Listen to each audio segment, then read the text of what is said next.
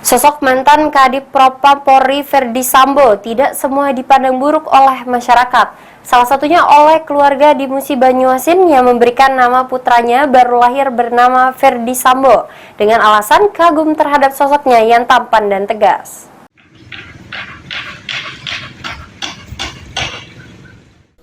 Fenomena Ferdy Sambo, mantan Kadif Propam Polri, menjadi perhatian publik karena kasus yang membelitnya sehingga banyak dikenal oleh semua lapisan masyarakat Indonesia.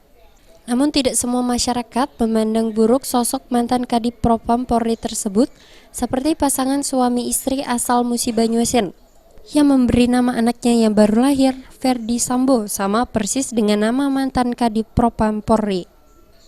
Menurut pasangan suami istri Sutrisno dan Mariana, nama anaknya tersebut memang terinspirasi dari sosok Kadif Propam Polri yang dikenal sebagai sosok tampan serta memiliki ketegasan saat menjalankan tugas sebagai perwira polisi, sehingga bisa sukses menjadi seorang jenderal bintang 2 di kepolisian.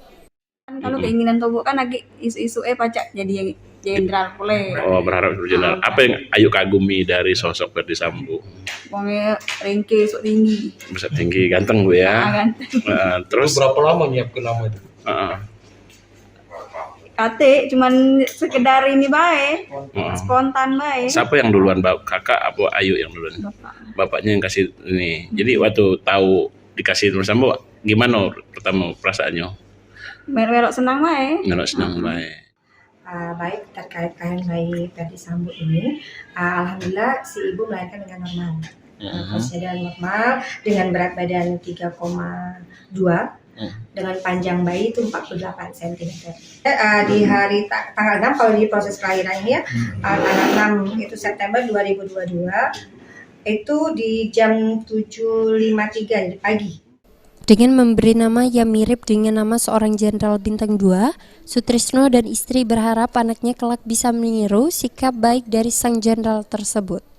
Ruzi Iskandar, PAL TV.